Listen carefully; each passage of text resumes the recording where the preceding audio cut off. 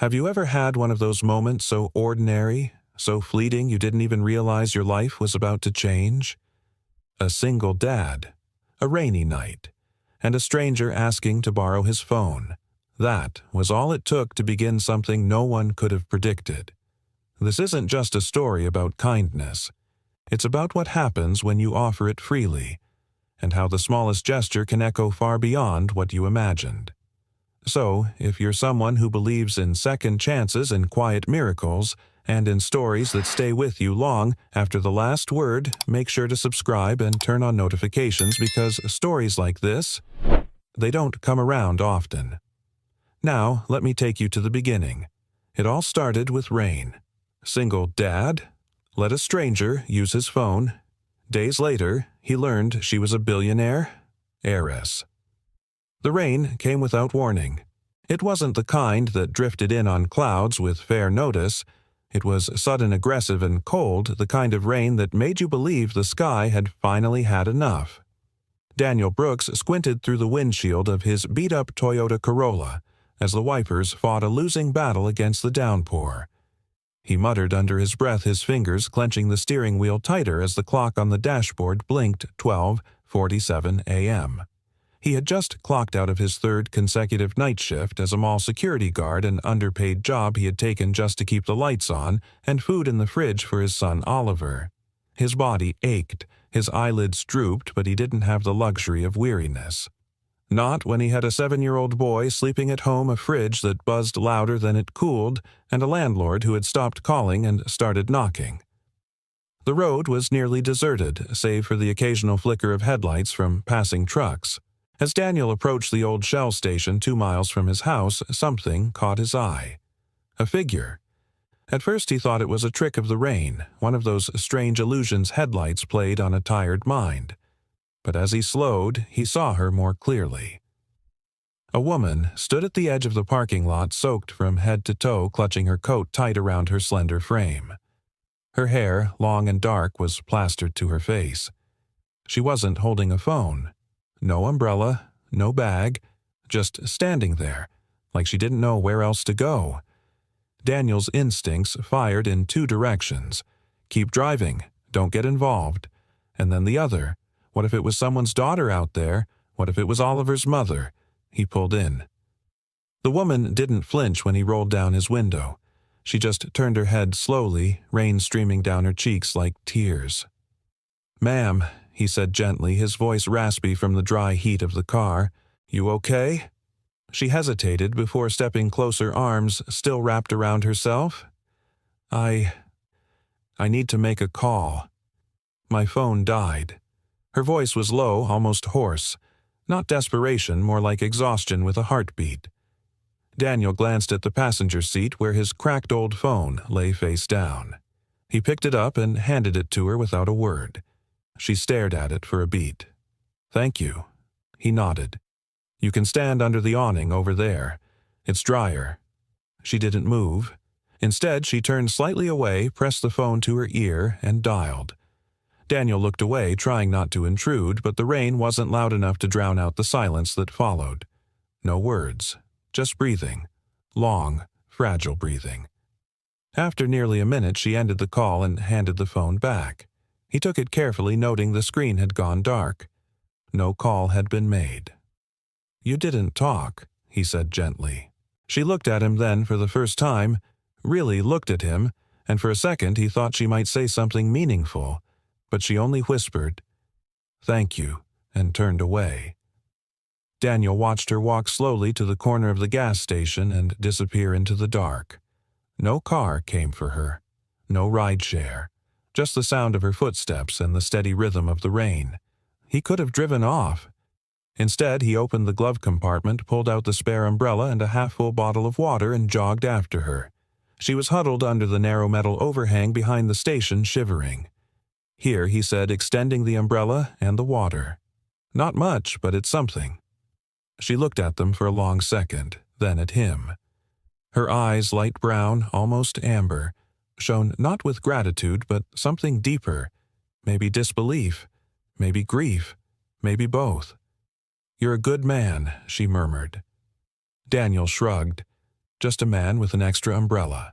Then, without another word, he turned and walked back to his car. At home, Oliver was curled on the couch, one arm around his stuffed turtle. Daniel kissed his forehead, tucked the blanket tighter around him, and sat down on the worn armchair nearby. He couldn't sleep. His mind replayed the woman's face. The way her lips moved like she was about to speak, but the words got lost somewhere between her throat and her heart. Who was she? Why didn't she say anything? Why did it feel like she had just escaped from something? Or someone? 3 days passed. The memory of her should have faded, but it lingered like the scent of rain in old clothes. Then on the 4th morning, a white envelope arrived at his door. No sender name. Inside, a single note. Sometimes the smallest kindness becomes the biggest turning point. You didn't ask for anything. But someone noticed, and beneath it a neatly typed address. No name, just a time. Saturday, 3:00 p.m., 1604 Autumn Lake Drive. Daniel stared at it, his heart ticking louder than it should have. He didn't know anyone who lived in that part of town. That was the rich side. Gated homes, lakefront lawns, security cameras. He checked the envelope again. No money, no threat. Just a message. A quiet echo from a rainy night. A question lingered in the back of his mind as he folded the paper and looked out the window at the cloudy sky. Who the hell had he just saved? Daniel sat in the front seat of his car parked just outside the massive iron gates of 1604 Autumn Lake Drive, staring at the elegant security panel like it was a puzzle he hadn't been trained to solve. The street was a world away from his modest neighborhood. Here the sidewalks gleamed, lined with manicured hedges and dogwood trees in soft spring bloom. The lake behind the rows of properties glistened under the mid-afternoon sun, as if even the water here was more refined. Oliver sat in the back seat, legs swinging nervously. He clutched his stuffed turtle Toby tighter than usual. Daniel had told him this was just a visit, someone said. Thank you in a strange way he'd explained, which was about as much as he understood himself. He hadn't planned to bring Oliver, but leaving him home didn't feel right. And, truthfully, Daniel didn't want to face whatever this was alone. He leaned out and pressed the call button on the security box. A voice answered instantly, calm, professional, and oddly familiar. Mr. Brooks, you're right on time. Please proceed through. Take the second right after the fountain. The gates opened silently. Daniel exchanged a glance with Oliver in the rearview mirror, then drove forward as if entering another reality. The estate revealed itself like a painting. A sprawling 3-story home in white brick and soft gray stone stood before them, framed by willow trees and trimmed ivy. Everything looked deliberate, perfected, expensive. Daniel pulled into the circular driveway, heart thudding louder with each turn of the tires. A man in a tailored navy suit greeted them at the car. He had the posture of someone who spent more time in boardrooms than outdoors, but his voice was warm when he said, "Welcome, Mr. Brooks. And you must be Oliver." He smiled at the boy. Oliver offered a shy nod and a whisper, "Hi. I'm Mr. Harlan. Miss Ellington is waiting for you inside." Daniel froze. That name, Ellington. He knew it. Everyone did. It was stamped on the side of half the city's real estate and printed in bronze outside tech offices and luxury towers. Claire Ellington, heiress to Ellington Global. But it couldn't be. Could it? Still silent, he took Oliver's hand and followed the man into the house. The inside was quieter than expected. Not cold, not sterile, but hushed like a museum filled with private grief. Art lined the walls, some famous, some clearly drawn by a child's hand. A fireplace crackled faintly even in the afternoon sun. And there she was, standing at the far end of the grand room by a floor-to-ceiling window overlooking the lake. Hair pulled into a loose braid, a soft blue dress draping her frame, and no trace of the rain-drenched woman he had met days before, except in the eyes. Those amber eyes still carrying something heavy. She turned slowly. Her expression changed when she saw Oliver. She softened. "Hi," she said, her voice calm but layered. Oliver stepped slightly behind Daniel. "It's okay, bud," Daniel murmured, then looked up at her. "You sent the note." "I did." She walked forward. "I wasn't sure you'd come." "I wasn't sure either," he said honestly. A long pause. "Thank you," she said, "for that night, for not asking questions, for handing me your phone like it was nothing." "I didn't think it was nothing," Daniel replied. "I just thought it wasn't my business." She smiled faintly. "That's rare." Claire crouched slightly to Oliver's level.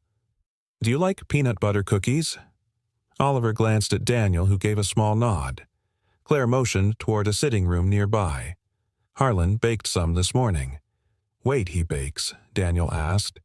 "Everyone has surprises," she replied. While Oliver explored the shelves of books and toys clearly arranged with care for a guest, Daniel sat across from Claire in the smaller lounge. It was cozy quieter, filled with lived-in energy.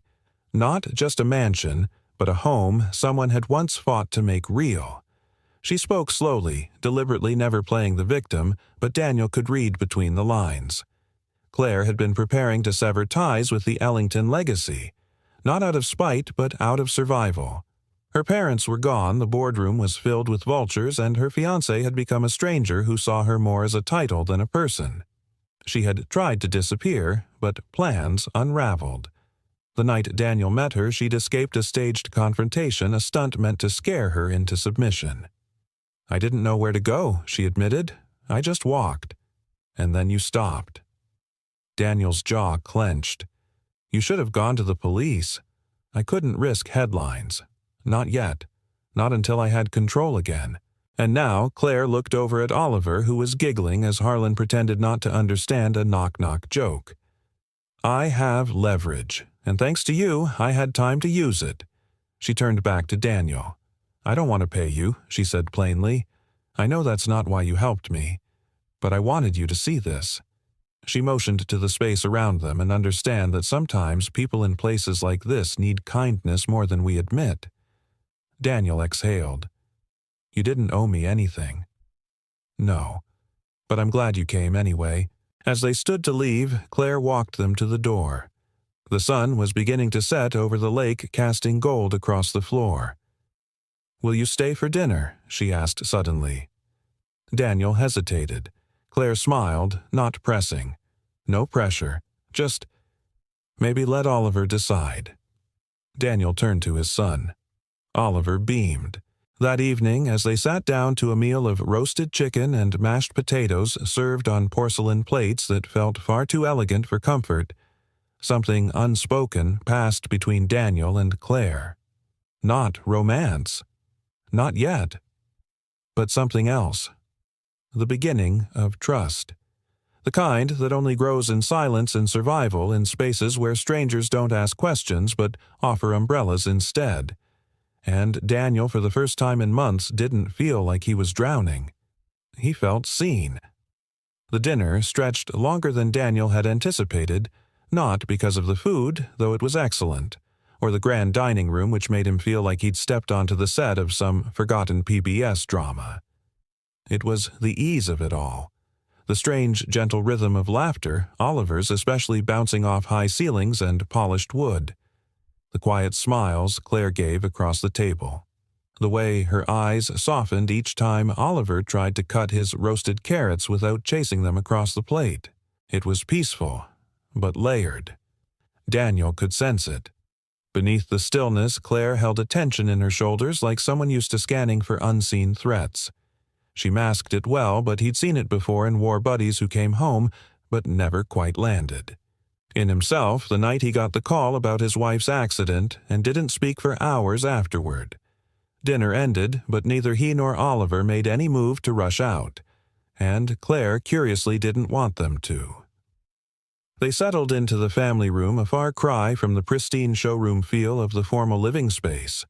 Here there were board games, half-shelved, a puzzle in progress on the coffee table books with corners turned down, and a throw blanket lazily abandoned on the couch's arm.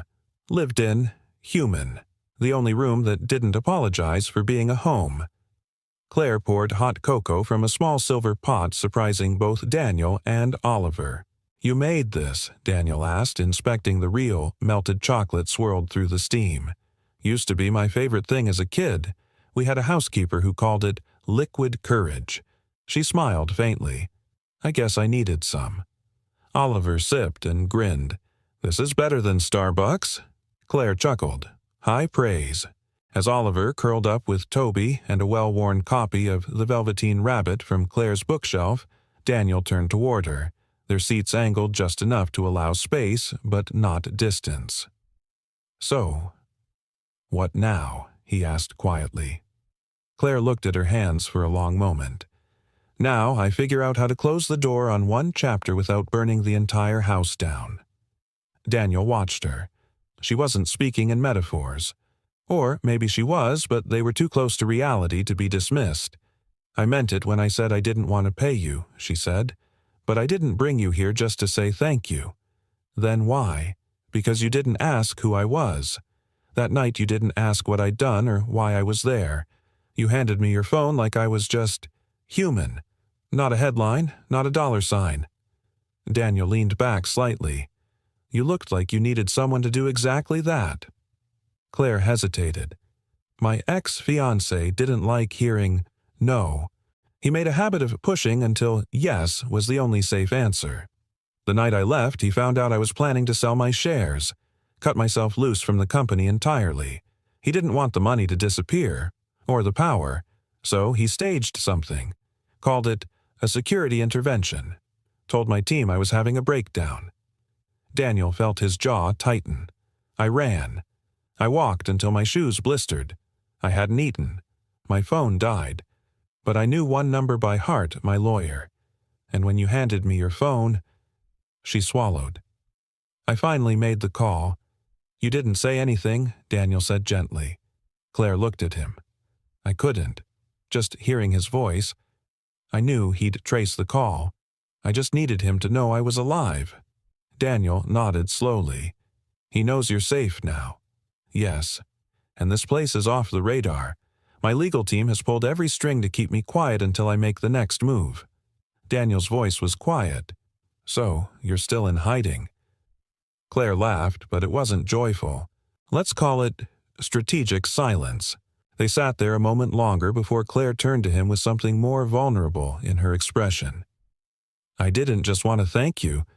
I wanted to know if you and Oliver might stay for a few days." Daniel blinked. "Excuse me? Not forever.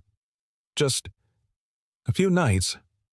I've had security around for weeks. Lawyers, advisors, no real people, no one who says what they mean. And Oliver, he reminds me of someone I used to be before all this." He hesitated. "Claire, I'm a single dad. I don't take charity. I'm not offering charity. I'm asking for presents." He looked toward Oliver, now half asleep with Toby under one arm. "I'd cover groceries," she added quickly, a smile tugging at the corner of her mouth. Daniel laughed softly. "Well, in that case..." But underneath the teasing, something stirred in him. A door he hadn't opened in a long time. He had spent so long in survival mode he'd forgotten what calm could feel like, or what it meant to offer it to someone else. That night, Claire prepared a guest room for Oliver, soft lighting blankets folded just so even a small stuffed fox sat on the pillow. Daniel stood at the door for a moment, watching her with quiet wonder. She wasn't playing hostess. She was healing herself one gentle act at a time. As they closed the lights and stepped into the hallway, Claire said, "Thank you for saying yes." Daniel replied, "Thank you for trusting me." Later, alone in the room prepared for him, Daniel lay awake, staring at the ceiling.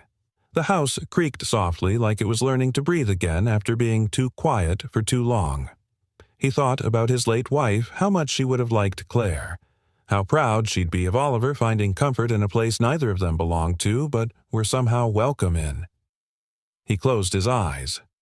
And for the first time in years, he didn't dream of loss. He dreamed of something quietly blooming. Claire stood barefoot in the kitchen, bathed in morning light. A linen shirt hung loosely over her framed sleeves, rolled up her hair still damp from the shower. The coffee pot hissed behind her as she poured 2 mugs, one black one with cream, remembering how Daniel had taken his the night before. When he entered, bleary-eyed and still adjusting to the brightness of a house that didn't believe in dim corners, Claire looked up and smiled. "I guessed on the cream," she said, handing him the mug. He accepted it with a quiet nod. "You remembered. I remember a lot more than I'd like to admit." Daniel took a sip and leaned against the counter, watching her. "You don't seem like someone who forgets much." Claire turned toward the window. "That's the problem, isn't it?" Oliver wandered in shortly after, dragging Toby by one arm. He clambered onto one of the tall stools at the island and blinked at the plate in front of him, toast shaped like stars, scrambled eggs with cheese swirled in. "Whoa," he breathed. Claire grinned. "I Googled breakfast for picky kids." "I hope it worked." Oliver looked to Daniel wide-eyed. "Can we live here?" Daniel chuckled. "We're just visiting Bud." Claire's smile faltered slightly. Just for a second. Then she masked it, turning back to the stove. After breakfast, Claire offered to show them around the property. Not the manicured part, the path behind the house that led down to the lake. A worn dirt trail that hadn't seen shoes in a while. Daniel walked beside her while Oliver ran ahead, chasing dragonflies, his laughter ringing across the water like music too long unsung. "This place? It looks like it should be perfect," Daniel said, "but it doesn't feel like it's been lived in." Claire nodded slowly. "Because it hasn't." "Not really. After my parents died, I kept the house, but I never made it home." Daniel glanced at her. "Why not?" She looked up at the trees above them. "Because making something a home means you can lose it. Again. And I got tired of losing things." They stopped near the edge of the dock. Claire removed her sandals and stepped onto the weathered planks, feeling the wood warm under her soles. The lake rippled gently, reflecting the sun like broken glass. "I didn't just lose people, Daniel. I lost myself." He stayed quiet, the way he always did when someone said something too raw for a response. She turned slightly to face him. "My fiancé, Richard, he didn't hit me. He didn't scream or threaten. He did something worse. He made me doubt my own instincts. He made me believe I was unstable, that I was paranoid, that I needed him to manage everything because I was too emotional." Her voice remained steady. "That's why I didn't say anything that night. I'd spent so long being silenced that even when I was free, my words hadn't caught up yet." Daniel's hand tightened around the railing. "You didn't deserve that." She smiled, but it didn't reach her eyes. "No one does. But it happens. Quietly. Elegantly. Especially to women like me, born into the illusion of control, raised to maintain an image. If I had screamed, no one would have heard me over the applause of being engaged to the heir of 3 tech empires." He looked at her not as a billionaire, not as a symbol, but as a survivor. "Do you still feel like you're his prisoner?" "No. But I feel like I'm still trying to remember who I was before him." Daniel let the silence settle. Then, slowly, he said, "I know a little something about forgetting who you are." She turned to him. "When my wife died, I thought I had to become someone else to keep going. Strong, silent, unshakable. But all it did was make me invisible to my own son. I thought I was protecting him by not letting him see me fall apart. Turns out he needed to see me be human more than he needed me to be a wall." Claire's eyes shimmered, not with tears but recognition. Later that day, Oliver sat on the patio with a coloring book, legs tucked under him, completely absorbed. Daniel and Claire watched from inside a soft acoustic playlist filling the background. "He's doing better," she said. Daniel nodded. "He is." "I like who he is around you," Claire added almost as a whisper. "He trusts you." "It shows." Daniel smiled faintly. He didn't for a long time. After his mom passed, he shut down. Wouldn't talk to teachers. Cried at night for someone he couldn't name. Sometimes I think he missed the version of me that laughed more than he missed her. Claire reached for her glass of water, thoughtful. "Grief doesn't steal just the people we love. It steals the version of ourselves we were with them." Daniel looked at her genuinely stunned. She glanced up. "Sorry, that was a bit much." "No," he said softly. "That was exactly right." That evening, Daniel found himself helping Claire prep dinner.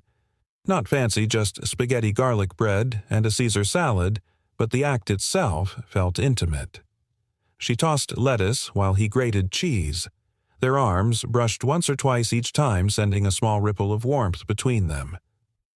"Do you cook often?" Daniel asked. "Not for a long time," Claire admitted. "But tonight, it felt good to do something normal. Normal's underrated." He smiled. They ate together again, this time with less formality. Oliver told silly stories. Claire laughed freely, and Daniel watched them both, something stirring deep within him, an emotion that felt dangerously close to hope. After putting Oliver to bed, Daniel stepped out onto the balcony with a cup of tea Claire had made. The lake shimmered beneath the moonlight, calm and vast. He leaned on the railing, letting the quiet wash over him. Claire joined him moments later, arms crossed against the chill. "I haven't had this much silence in years," she said. "Too much." She shook her head. "No. It's the kind that lets you hear your own voice again." They stood together, looking out, neither speaking. And in that space between words, between stories half told and wounds half healed, something unspoken settled between them. The realization that maybe they weren't here to save each other.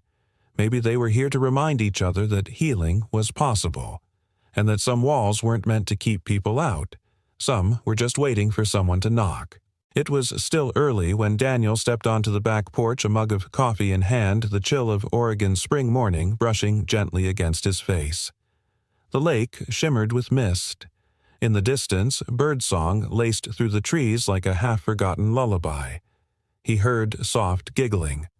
Rounding the corner, he found Claire kneeling on the lawn, carefully wrapping something bright red around Oliver's neck. The boy's cheeks were flushed with laughter, his eyes wide with joy. Claire adjusted the scarf one last time, then leaned back smiling with a kind of tenderness that wasn't performative. It was real, instinctive. Daniel leaned against the railing, watching silently, not wanting to break the spell. "You made that?" he finally asked, stepping down onto the grass. Claire turned, brushing a strand of hair behind her ear. "I did. Used to knit in college. Picked it up again last winter during a rough patch. This one was meant to be donated, but—" She glanced at Oliver. It hadn't found the right home until now. Oliver beamed. "It's warm. And red's my favorite." Daniel reached out to gently tug one end of the scarf. "Looks good on you, champ." Oliver puffed out his chest, clearly pleased. "Hey, you said we could go down to the lake today," the boy said, bouncing slightly on his heels. "We did," Daniel replied. "How about after breakfast?" Claire knelt to Oliver's level. "Would you like me to pack a picnic?" Oliver's eyes lit up. "Yes." "With cookies," Claire laughed. "Especially cookies." Later that morning, the three of them trekked the same trail from the day before, this time carrying a woven basket Claire insisted was essential for any proper picnic. Oliver skipped ahead, his red scarf trailing like a flag of joy in the wind. Daniel walked beside Claire, their steps in sync without trying. "You're good with him," he said quietly. Claire shrugged. "He makes it easy." Not everyone would say that. Most people walk on eggshells around him. He has big emotions. They don't always fit into small spaces. Claire smiled gently. "I never liked small spaces." When they reached the lake's edge, Oliver kicked off his shoes and darted toward the water. Daniel and Claire spread a blanket on the grass. The lake glistened under the midday sun, and for a moment it felt like the world had exhaled, like it had chosen today to rest. "Growing up," Claire began, "I used to come here with my mom. Before everything got complicated. She'd let me build rock towers and name the ducks. We'd sit just like this." Daniel glanced at her. "You don't talk about your parents much." She traced a finger over the rim of her cup. "It's easier to pretend they were perfect. Safer. But the truth is they were good people caught in a very cold world. They didn't always know how to protect me from the shadows inside our walls. You've built something warmer, Daniel said, looking around. Even if you don't think so. Claire met his gaze, quiet appreciation in her eyes. You've built something, too. With Oliver, even when the world gave you no blueprint. Daniel's chest tightened at the compliment. It wasn't the kind of praise he heard often, honest, specific, and undeserved in his mind. I've made more mistakes than I care to count, he admitted. Most days I'm just guessing, trying to do right by him. Claire reached over and gently touched his hand. That's what parenting is. Guessing, trying, loving through it anyway. They sat in comfortable silence as Oliver gathered rocks, building a tiny castle at the edge of the lake. He's doing better, Daniel said after a while. Before this, he wouldn't go near water. Said it reminded him of the car ride the night we lost his mom. Said it felt like drowning even on land. Claire turned to look at the boy, her expression soft. And now he's laughing, wearing a red scarf like a superhero cape. I don't know what you did, but Daniel's voice caught. He hasn't smiled like that in months. Claire blinked back tears. I didn't do anything. I just saw him. And I think, maybe, that's what he needed. Daniel nodded, his voice quiet. Me too. That evening they returned home, sun-warmed and wind-tousled. Claire laid out the leftover picnic items on the kitchen island while Oliver sprawled on the couch, scarf still wrapped proudly around his neck, utterly content. Daniel stepped beside her, stealing a piece of cheese from the tray. You ever think about what comes next? Claire turned to him, surprised. What do you mean? This, he gestured loosely around them. It's temporary. You said so yourself. Eventually, the world knocks again. Claire looked down. I know. Daniel's tone was gentle but firm. So, what's your plan when it does? She took a deep breath. There's a board meeting coming. I'll push to remove myself from the Ellington group officially. Take back my name, but not the empire. And then, I don't know. That takes courage, he said. She smiled. Not as much as raising a son on night shifts and cold dinners. They both laughed softly, a kind of mutual respect silently forming. Claire turned serious again. I don't know where I'll end up, Daniel, but I know I want to live differently now, not behind gates or headlines, just real. Daniel nodded. Then start here, one moment at a time. Before bedtime, Claire pulled a book from the shelf and sat beside Oliver. He curled up next to her without hesitation. Will you read? He asked. She looked at Daniel, who gave a small nod. Claire opened the book, her voice calm and steady as she read Goodnight Moon, the same way Daniel's wife used to read it, only softer, almost reverent. When she finished, Oliver whispered, I like your voice. It sounds like falling asleep feels. Claire blinked, swallowing emotion. Thank you, sweetheart. She tucked the red scarf around him like a blanket. That night, as Daniel lay awake again, he realized something had shifted. Not in a grand cinematic way, but in a quiet, irrevocable one. This wasn't just about healing. It was about beginning. And somewhere in the warmth of a borrowed scarf, a lakeside picnic, and a bedtime story, he had crossed a threshold. He wasn't just visiting anymore. He was slowly, gently coming home. The morning began like the others, slow, golden, and filled with the kind of small domestic joys Daniel hadn't allowed himself to enjoy in years. Claire was in the garden, trimming lavender. Oliver was at the breakfast nook, sketching something he refused to show just yet. Daniel was frying eggs while humming a tune he barely remembered. It was ordinary, which made what happened next all the more jarring. The doorbell rang. Not the polite chime of someone expected, but the sharp, insistent kind that pierced through calm like a warning bell. Daniel wiped his hands and walked to the front door. Through the glass, he saw a man in a button-down shirt and jeans holding a tablet. A reporter. Daniel's gut twisted. He opened the door slowly. Mr. Brooks, the man asked. Daniel Brooks. Daniel didn't answer. I'm with the Chronicle. Just a few questions about your stay here with Miss Ellington. Word is you've been living here with your son. Would you care to comment on the nature of your relationship?" Daniel's jaw tightened. "No." The reporter smiled, shameless. "There's quite a story unfolding. A single father down on his luck caught in the warm embrace of a billionaire heiress. You have to admit it's a headline made for clicks." Daniel stepped forward. "You need to leave." Just then, Claire appeared on the porch behind him. She wore gardening gloves, dirt on her sleeves, hair in a braid. She looked nothing like the woman on magazine covers, and everything like a person trying to start over. Her eyes locked onto the reporter. "You're trespassing. Leave now, or I'll have security escort you." The reporter raised both hands in mock surrender. "Of course, but the story's already live." He turned and walked off with a swagger Daniel wanted to wipe off his face. Claire stepped past Daniel and shut the door gently. Then for a long moment no one spoke.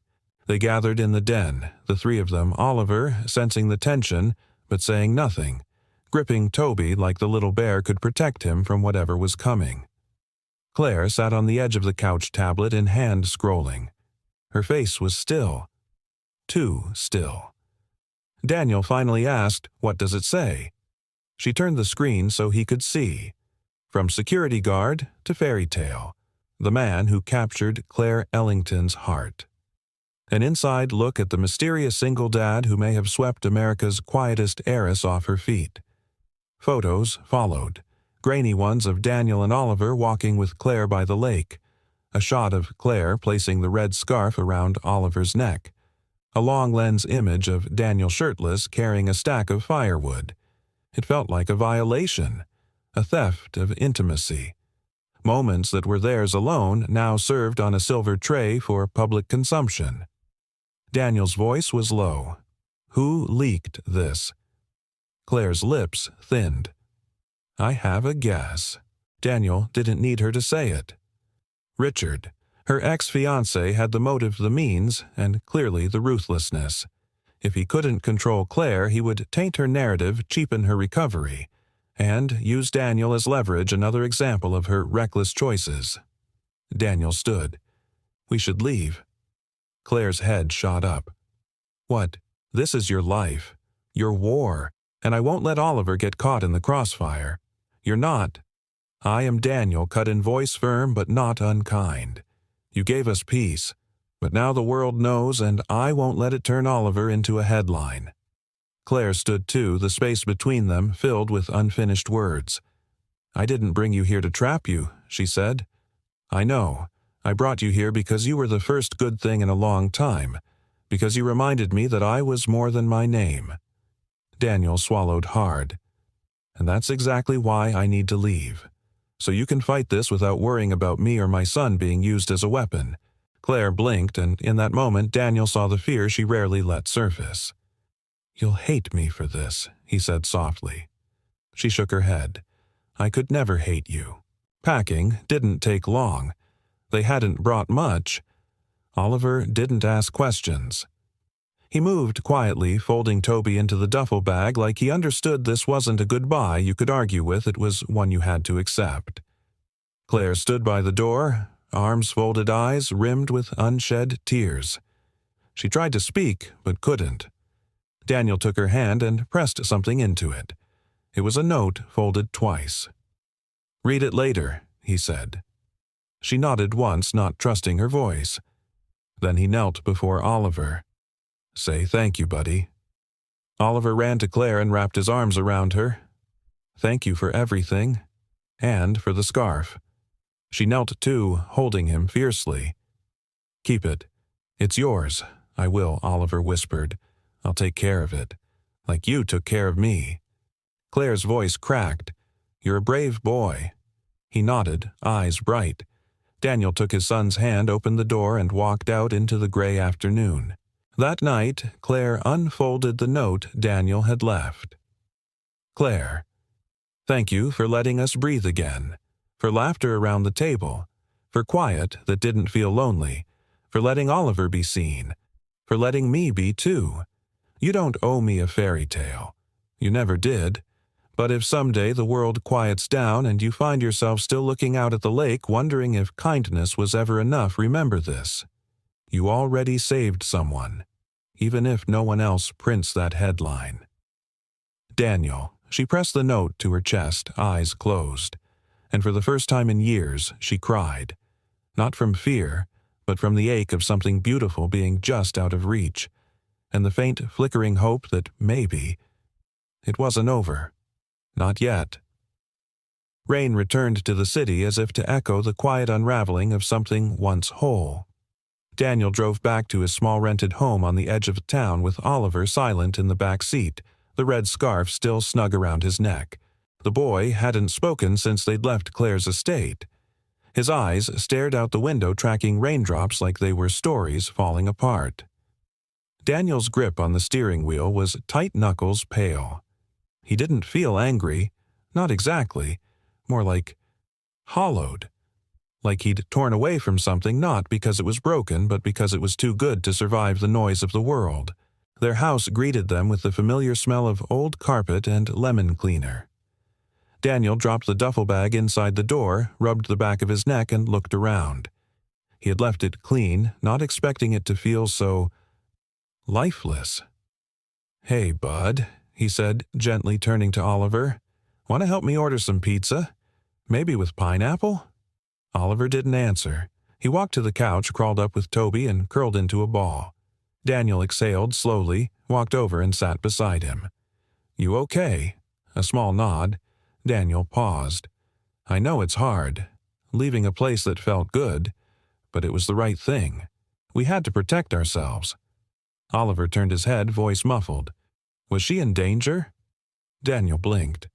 "What?" Claire Oliver said softly. "Was she in danger because of us?" Daniel hesitated, then shook his head. She was already in the middle of something difficult. "We just became part of the story." Oliver hugged his stuffed animal tighter. "I liked her stories better." Daniel swallowed hard. He didn't have an answer for that. The next few days fell into a rhythm that felt like imitation, like they were pretending to be who they had been before Claire entered their lives. Daniel returned to work. The night shifts felt longer, lonelier. The mall's fluorescent lights buzzed overhead while the CCTV screens flickered quietly like ghosts. He found himself checking news feeds more often than he wanted to admit, searching for Claire's name, half hoping she'd disappear from the headlines, half hoping she wouldn't.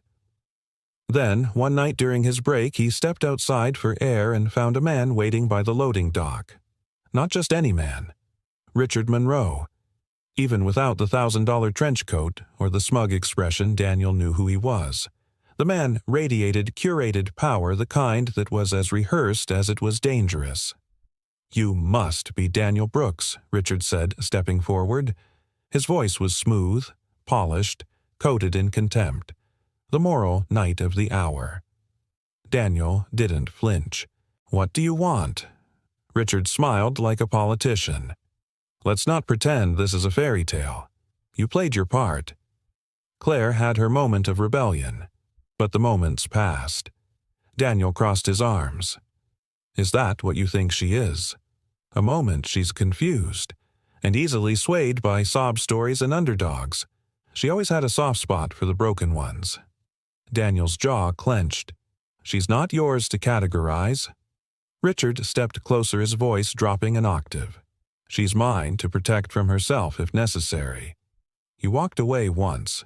Do us both a favor and stay gone." Daniel didn't blink. "Is that a threat?" Richard chuckled. "No, it's a warning, one I expect you're smart enough to take." He turned on his heel coat, flaring, and disappeared into the night like a villain from a noir film. But Daniel didn't chase him. He just stood there, the cool air bracing against the fire in his chest. That weekend, Daniel took Oliver to a small community fair. It had always been their tradition, something he and his late wife had started when Oliver was just a toddler. Rides, lemonade, a magician who wasn't very good but always remembered Oliver's name. They sat on a bench eating cotton candy when Oliver looked up. "Dad, do you think she misses us?" Daniel looked down at his son's face, so open, so trusting. "I think she remembers us," he said slowly, "and sometimes remembering hurts more than forgetting." Oliver nodded, thoughtful. Then he pulled the red scarf from his backpack and wrapped it around his neck. It was fraying a little at the edges now, but he wore it like armor. "I'm going to write her a letter," he said. Daniel blinked. "A letter?" Oliver nodded again, more determined this time. "To say thank you, for making me laugh again." Daniel swallowed. "That's a good idea." That night, while Oliver slept, Daniel sat at the kitchen table with the letter beside him. Written in crayon, half misspelled, it was simple, pure. A child's offering of love without conditions. He stared at it for a long time before picking up a pen, and wrote one of his own. Not to beg, not to rekindle, just to say what hadn't been said. "Dear Claire, it's been quiet. Oliver misses you more than he says. I think I do too.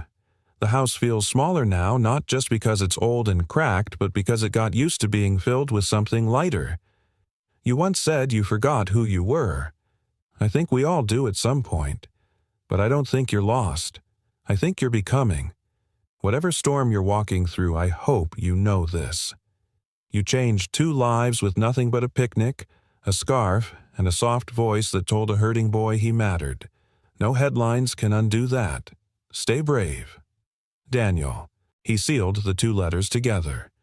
And though he didn't know if they'd ever reach her, he mailed them the next morning anyway. Because sometimes the truest acts of love are the ones you don't expect a reply to.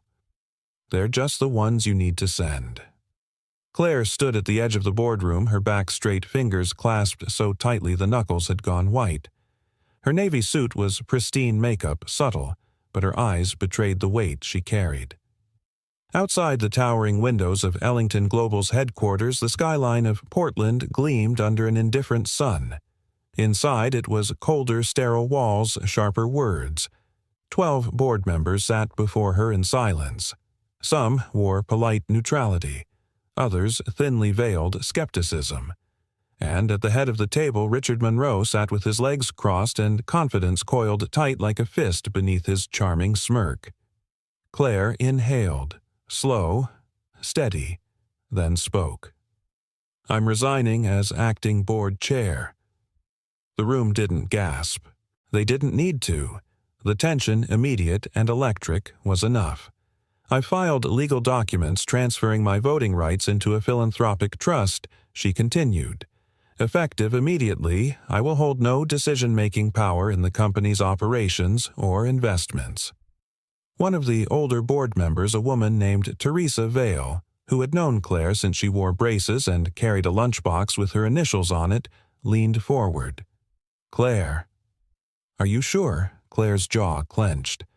"More sure than I've ever been." Richard chuckled just loud enough to claim the moment.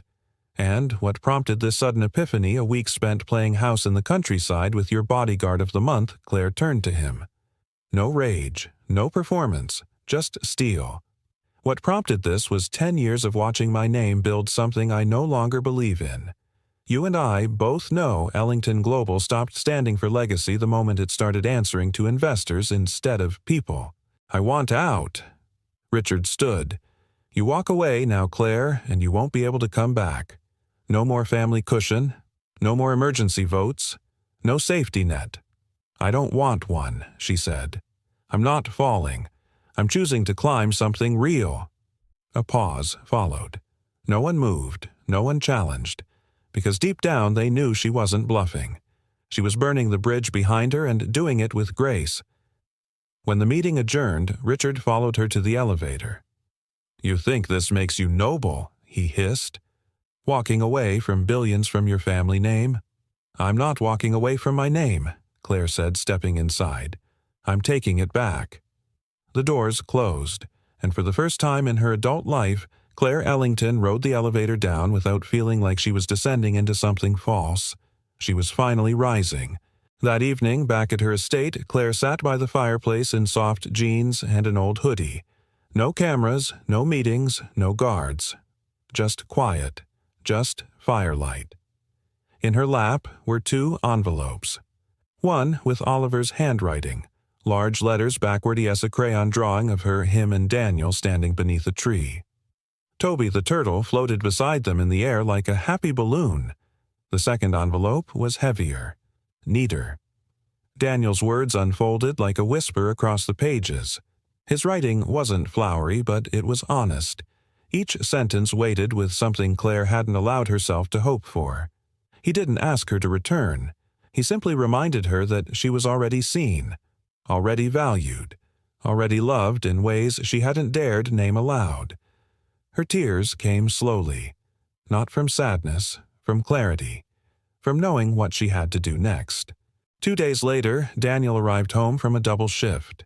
His shoulders sagged, eyes rimmed with exhaustion. He pushed open the door, expecting silence. Instead, the scent of cinnamon filled the house. He blinked. Oliver ran to the door, wide-eyed. "Dad." "She's here." Daniel froze. And then Claire stepped out of the kitchen apron over a sweater flower on her cheek and a look in her eyes that undid something inside him. "I hope you're not too tired," she said, voice soft but steady. "I've been practicing cinnamon rolls. The edges are still too crunchy." Daniel stared. "You're here." "I am," she nodded. "And I brought a peace offering." "You didn't need to." "I did," she interrupted gently. "Because I left things unsaid, and because I needed to fight for something this time, not just walk away from it." Daniel looked at her, heart pounding. "What about your company I resigned?" His eyes widened. "You what? I stepped away. Built a foundation instead, one that won't answer to profits but to people." She reached into her bag and pulled out a printed brochure. Red Scarf Foundation. Underneath the tagline read, "Kindness can start anywhere, even in the rain." Daniel took the paper, overwhelmed. "It's a community initiative," Claire explained, focused on supporting single-parent families, trauma-affected kids, and those healing from emotional abuse. There'll be counseling, food, assistance, educational grants. I used my name one last time to build something better. Daniel's throat tightened. "You built this because of Oliver." She smiled. "Because of Oliver, because of you, because of a phone call I never made." That night, the 3 of them ate cinnamon rolls at the kitchen table, some edges too dark, some centers still gooey, but no one complained. After Oliver fell asleep, Daniel walked Claire to the door. She turned unsure. "Do I go?" He looked at her for a long moment, then shook his head. "No. You stay. If you want." She stepped closer. "I want to." He nodded once. "Then you're home." And just like that, no grand kiss, no sweeping music, just a quiet promise they stepped into something not perfect but true. Something not fairy tale but real. And it was more than enough. The morning light filtered through the thin curtains of Daniel's living room, casting soft golden rays on the worn hardwood floors. The small house had never felt so full, not crowded, but full in the best possible way. With laughter, with warmth, with her. Claire was in the kitchen, barefoot, pouring orange juice into mismatched glasses. Daniel was sitting at the table, helping Oliver spell out a new word foundation, while Toby the turtle leaned sideways against a blue crayon. "You almost had it." Daniel smiled gently, correcting the backward N. "Try again." Oliver grinned and set to work, tongue poking out in concentration. Claire watched from across the counter, arms crossed loosely over her chest, her eyes tender. This was the part she hadn't known she'd missed. Not the penthouses or the boardroom wins, but mornings like this, the smell of toast, the sound of pencils scribbling, the calm, constant hum of people just being together.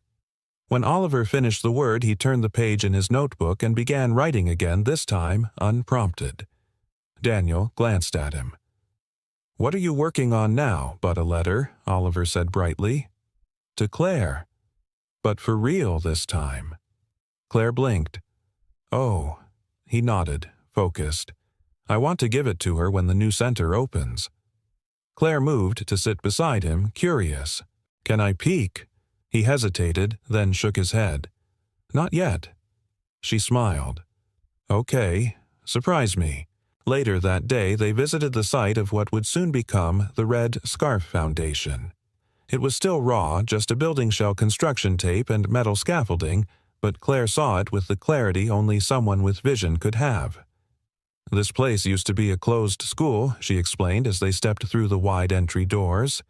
City couldn't get the funding to fix it. I bought it last week. The gym will become a multi-purpose community hall. Classrooms converted into therapy spaces, tutoring rooms. There'll be a playground out back. Oliver ran ahead exploring the empty corridors. His voice echoed down the hallway as he called for Daniel to come see the super cool big room. Claire turned to Daniel. I want this to be more than a building. I want it to be what we didn't have growing up. A place that tells people they matter before the world tries to convince them they don't. Daniel watched her for a long moment. You're doing something incredible here. Claire looked away, her voice quieter. It started with you. With him. I just followed it. Daniel didn't respond with words. He simply reached out and took her hand.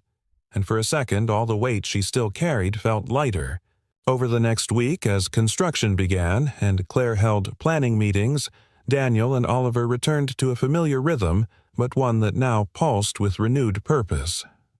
Oliver insisted on drawing posters for the center's grand opening. One for every window, he declared, and one for the front that says, "This place is safe." Daniel caught Claire tearing up when she read that last one. At night after dinner, Claire would read aloud sometimes from children's books, sometimes from news articles about community work across the country. Oliver would fall asleep to the sound of her voice, safe in a world that once scared him. And then, one evening, as the sky turned lavender and the first stars blinked into existence, Oliver stepped into the living room with a folded sheet of paper in his hand. He looked nervous. Claire.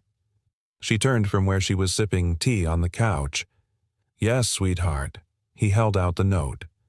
I finished your letter. For real. Claire took it with both hands, treating it like something sacred. She opened it. Dear Claire, thank you for the scarf. I wear it when I feel brave.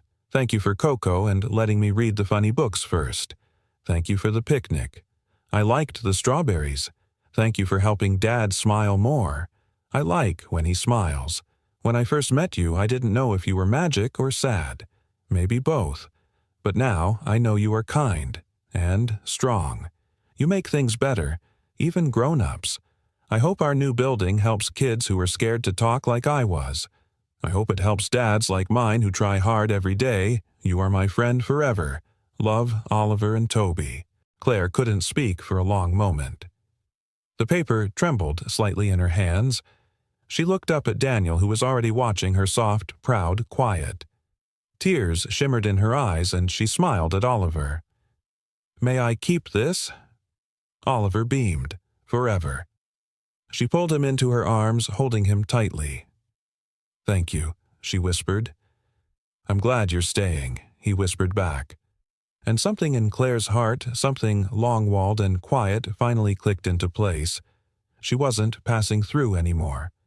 She was home. That night, as Oliver slept, Daniel stepped outside and found Claire sitting on the porch letter still in hand. You okay? He asked. She nodded. More than okay. They sat together in silence for a while, watching fireflies flicker near the grass. I used to think I had to build towers to prove I mattered, she said softly. But it turns out, all I ever needed was a little boy with a crayon to tell me I was already enough. Daniel didn't say anything. He just reached for her hand again, and she let him hold it. Not because she needed rescue, but because she had finally stopped running. And because love, when it arrives wrapped in red scarves and scribbled words, doesn't demand a spotlight. It just asks to be chosen day after day, moment by moment. And tonight, under the soft Oregon stars, she chose. The sun rose warm and golden over the newly renovated building that once stood forgotten at the edge of town. Now it shimmered with a fresh coat of white paint and hope. A simple sign stood tall over the entrance, freshly installed just that morning. Red Scarf Foundation. Kindness can start anywhere, even in the rain. Claire stood beneath it, her hands folded gently in front of her, dressed not in designer suits or polished armor, but in a soft blue blouse and dark jeans. Her hair was swept into a low bun, her face natural radiant in its honesty. Beside her stood Daniel Ty, crooked nerves barely hidden. He hadn't worn a suit since his wedding day. He kept fidgeting with his cuffs until Claire reached over and stilled his hands with one light touch. "You look good," she whispered. He raised an eyebrow. "You mean like intimidating millionaire boyfriend good, or don't trip over your shoes in front of city council good?" Claire laughed, genuine and warm. "Both." A few feet away, Oliver clutched a clipboard and walked around with serious purpose, helping volunteers tape posters to walls, guiding kids toward the art stations, and occasionally whispering to Toby, now worn from love, but still hanging by a thread. The center's courtyard had been transformed for the grand opening. Folding chairs faced a makeshift stage where a simple wooden podium stood adorned with a garland of red ribbons. Local families gathered curious. Reporters mingled. Former colleagues of Claire's who had once looked at her with expectation now looked on with something else entirely respect. And then Claire stepped up to the microphone. A hush fell over the crowd, not because of her fame, but because of the unmistakable presence she now carried. Not larger than life, but deeply, unmistakably human. "Thank you for being here." She began, her voice steady but soft. "A year ago, I stood in front of a different kind of audience, in a different kind of building. I spoke about market projections and quarterly goals. I spoke from the head." She paused, looking out at the rows of families, her eyes finding Daniel's for an instant. "But today, I want to speak from the heart." A breeze passed through the courtyard, catching the red ribbons like sails. "I built this center not because I had a dream, but because I had an awakening. A stranger lent me a phone in the rain. A little boy wore a red scarf like it was a shield. And somewhere in between I remembered who I was meant to be." She motioned to the crowd. "This place is for those moments we think don't matter. The small kindnesses, the quiet help, the people who show up not with solutions but with presence." Claire's voice grew firmer. "This foundation will offer therapy, education, legal aid, and emotional support to single parents, children recovering from trauma, and anyone who's ever been told they're too broken, too poor, or too alone to deserve help." A pause. Then, "No one here is too small to matter, and no one is invisible anymore." Applause erupted, not wild or loud, but full, like a shared breath released. Claire stepped down, blinking away the tears she didn't let fall, and Daniel stepped up. He didn't carry a speech, no cards, just the letter Oliver had written in his pocket like a compass. He looked out over the crowd, cleared his throat once, and began. "My name is Daniel Brooks. I'm not a speaker. I'm a dad. I'm a man who's messed up more than he's gotten right. But I'm learning." He looked toward Oliver, who gave him a double thumbs up. "I'm learning that the hardest thing about being a parent isn't the bills or the long nights. It's the moments when you're trying to be strong and your kid just wants you to be real. Claire taught me that, not with lessons, but with how she sees people, especially my son." He swallowed. "There was a time when I thought survival was all I could hope for. And then someone gave me a home I didn't ask for. A place at a table I didn't think I deserved. She didn't fix me. She reminded me I was never broken to begin with." His voice grew quiet. "Today, I'm proud to be part of something that starts with love and leads with kindness." The crowd stood to applaud not just for him, but for them, for what they represented. Not success, but redemption. Later, as the crowd dispersed and the volunteers began clearing chairs, Claire found Daniel near the stage, sipping lemonade like he'd just run a marathon. "You were amazing," she said, walking up beside him. He smiled sheepishly. "Didn't pass out. That's a win." She leaned in. "You passed something else, too." He blinked. "What?" She slid a small envelope into his hand. He opened it slowly. Inside was a simple certificate Daniel Brooks' co-founder Red Scarf Foundation. He looked up, startled. Claire shrugged. It was never just my story. Daniel stared at the certificate. For a long time, words didn't come. Then, finally, "Are you sure I've never been more?" She took his hand, lacing their fingers together. And this time there were no cameras, no microphones, no reporters, just a man, a woman, and a child standing outside a building they had willed into existence with nothing but memory loss, love, and the belief that quiet kindness could become something loud enough to change lives. As the sun dipped behind the roofline of the new center, Oliver ran up and tugged on Claire's hand. "I want to show you my favorite part," he said. She grinned. "Lead the way." He pulled her around the side of the building where a mural had been painted, a little boy in a red scarf holding a phone in the rain, passing it to a woman with tears in her eyes. Below it, written in bold red letters. It started with a phone call that didn't need words, and underneath in a child's handwriting, "Thank you for answering." The first snow of the season fell lightly over Oregon, dusting the roof of the Red Scarf Foundation in a veil of white. Inside, warmth bloomed in every corner, twinkling lights along the windows, garlands strung between doorways, and the smell of cinnamon and pine wrapping around every person who stepped through the doors. It had been 6 months since the grand opening. 6 months since a single act of kindness became a movement, since strangers became something like family. Claire stood near the entrance watching families move through the community hall with easy familiarity, children playing in the reading corner, parents chatting over coffee volunteers, wrapping holiday gifts on long folding tables. She clutched a steaming mug in both hands, taking it all in, not as an outsider or benefactor, but as someone who belonged. Daniel approached from behind, gently resting a hand on her lower back. She leaned into it instinctively. "They just brought in the last batch of coats," he said, nodding toward the donation table. "We might actually run out of shelves." Claire smiled. "We'll just build more." He chuckled. "You say that like it's easy. With you and Oliver here, it is." She turned toward him, fully studying his face, still rugged from long work shifts, still unsure sometimes of how to wear happiness, but undeniably softer now. Freer. Claire reached into her coat pocket and pulled out a small envelope. Daniel raised an eyebrow. "Another certificate." She laughed. "Not this time." He opened it carefully and pulled out a key. Silver. Simple. Familiar. His eyes lifted to hers. "Is this what I think it is?" "I talked to Oliver," she said. "He thinks we should all live under the same roof, where the cocoa tastes right and Toby gets his own pillow." Daniel blinked, caught between speechless and overflowing.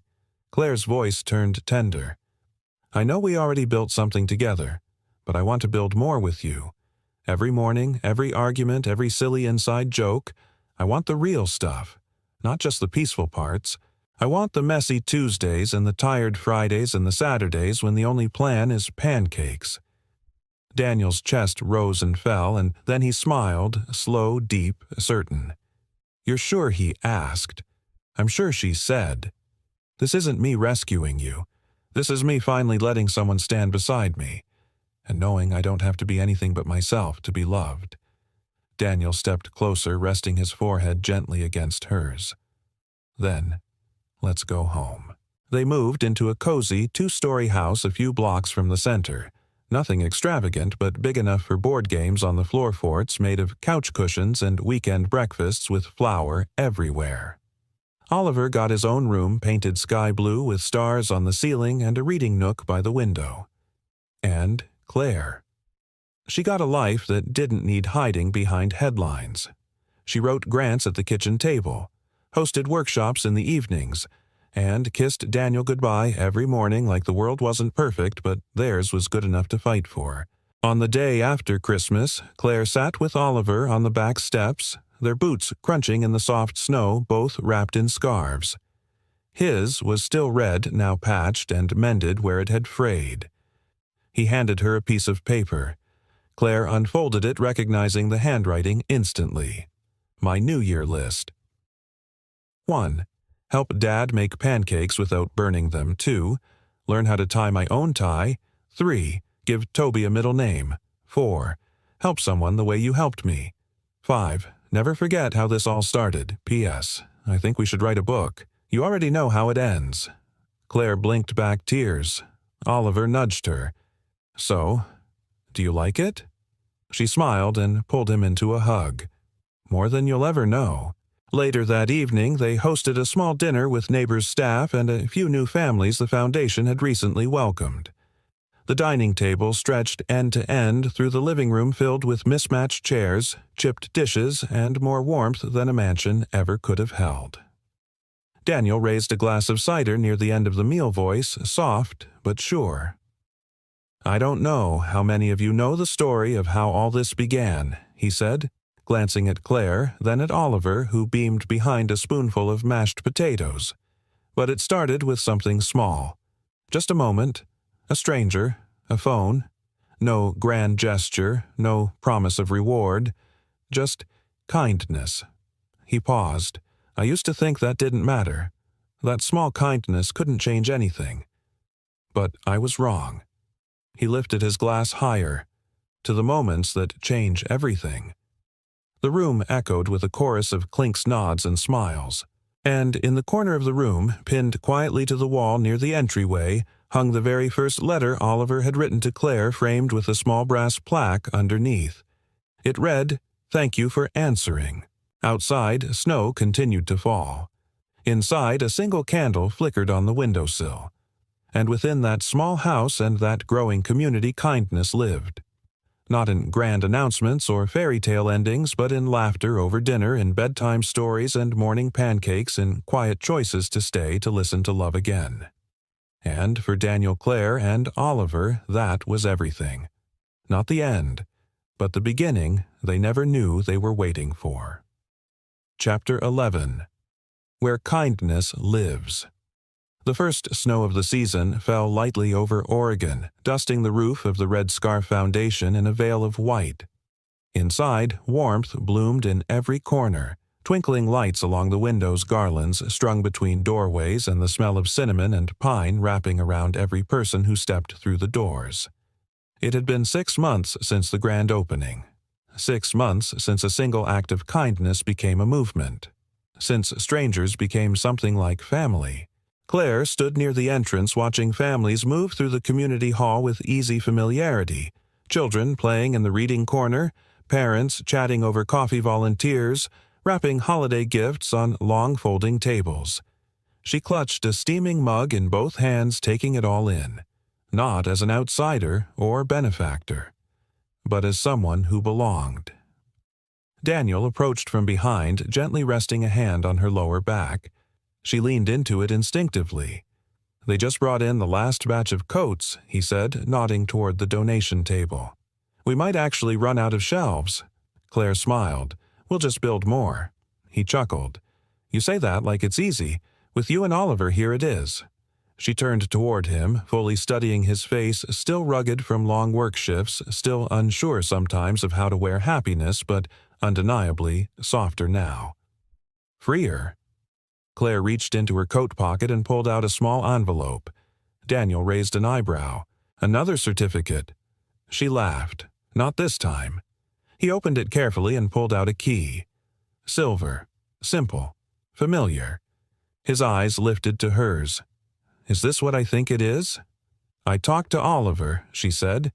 He thinks we should all live under the same roof, where the cocoa tastes right and Toby gets his own pillow.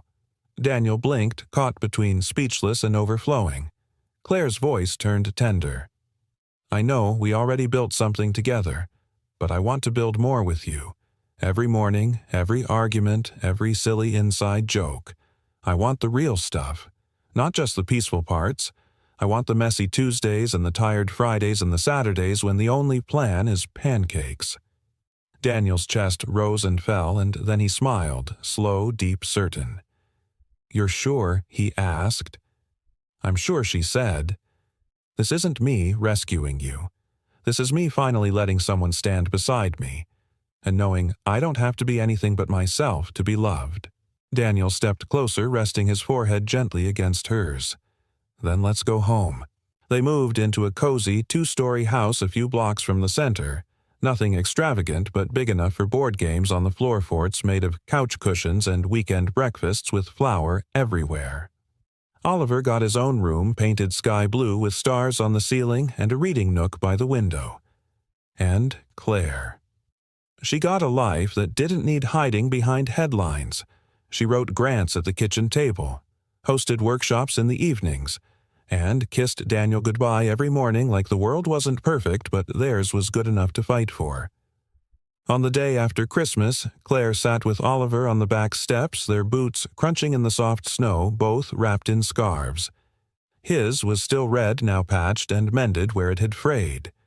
He handed her a piece of paper. Claire unfolded it, recognizing the handwriting instantly. My New Year list: 1. Help Dad make pancakes without burning them. 2. Learn how to tie my own tie. 3. Give Toby a middle name. 4. Help someone the way you helped me. 5. Never forget how this all started. P.S. I think we should write a book. You already know how it ends.